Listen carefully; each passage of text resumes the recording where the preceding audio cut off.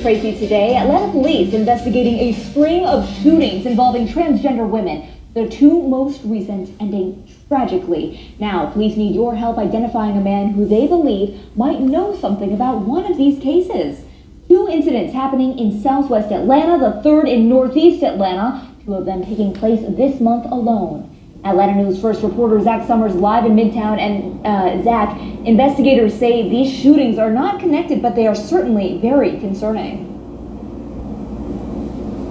Detectives continue to investigate if the acts committed against these three women were motivated by hate, but right now they say there's no indication that they were targeted for being transgender, nor does it appear these were random acts of violence. Atlanta police need your help to identify this man investigators believe might know something about the recent death of a transgender woman. Rashida Williams, also known as Coco the Doll, was found shot to death Tuesday night at a strip mall on MLK Drive in southwest Atlanta.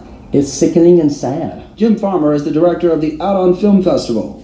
Some of these people. Earlier this month, they showed Kokomo City, a documentary featuring Williams and three other black trans sex workers as they navigate life in Atlanta and New York. I was just really captivated by her story, her drive, how she was just so charismatic, and it's just to hear yesterday about her murder was just infuriating. Williams' death is the third violent act against a transgender woman in the city this year. 37-year-old Ashley Burton was shot and killed at the City Park Apartments on Fairburn 2 weeks ago. In January, an unidentified trans woman was critically shot on Highland Avenue. Investigators say the three incidents are not connected. Here we go. Thank you everyone for coming back to my channel.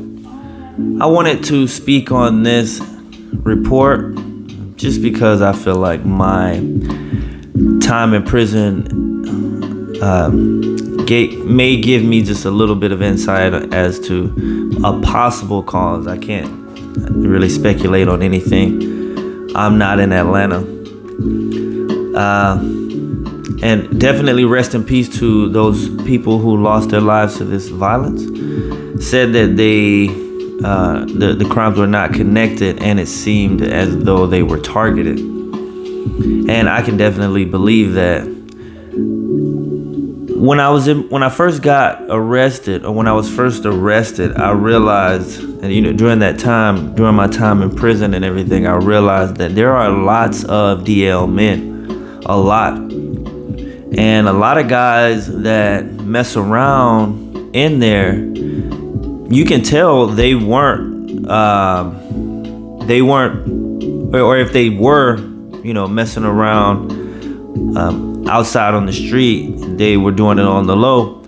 Sometimes, quite a bit of times in prison, and in jail, you really can't hide it too much. I mean, you can maybe hide the actual act of it, but like all the communication and everything that goes into establishing like a relationship, that's going to be seen. And you really do see that a lot of guys that you wouldn't expect just from appearance, especially being, incarcerated, you would not necessarily expect quite a bit of these guys to be doing what they were doing, and they do. And I'm pretty sure, once I was arrested, I realized that it's a lot more DL things going on outside in the world, on the street. And I'm sure we've all heard of different scenarios where the transgender was killed because the guy didn't want the secret out. And I even remember I want to say I don't really remember his name or anything, but I know he was on YouTube, and he would basically expose guys for being DL, and really ruin. I would say ruin. None of these guys were famous or anything, but like in their neighborhood and their family and friends and their circle, they really had to. I heard that quite a bit of them had to deal with some not so friendly consequences or or repercussions because of being exposed for that. So, but what I'm getting at is that guy, the one who was exposing them, ended up being shot a few times. I don't think he died, but a lot of times you have guys that are willing to kill to keep that secret because of how embarrassing they can't imagine it would be for them for that secret to get out. And if I were to bet, I don't know obviously, but if I were to bet, I would bet that at least 2, if not all 3 of these comes, pretty much boils down to a DL man. Now I know they said that one of the transgenders was she was a sex worker, so that obviously has its a whole nother level of dangers and things that could happen to you. But just being dealing with DL men for a lot of these transgender women is very dangerous, very, very dangerous, especially if they have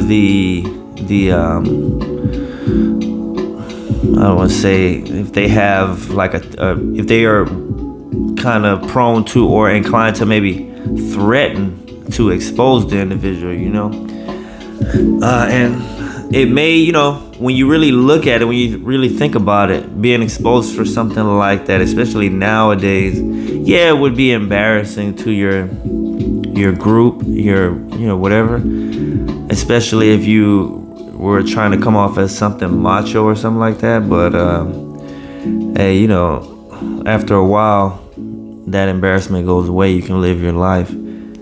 But you kill somebody, kill these people, and they're gonna catch these individuals. The person is on, at least one of them is on camera, and the news is reporting this. And in Atlanta, they have a very big black gay population, so I'm sure these stories are getting some support there. So pretty sure they'll find this individuals, and they're gonna be exposed for doing what they were doing, and then they're not only gonna be exposed, but gonna have to go spend probably the rest of their life in prison for killing somebody just to keep a secret.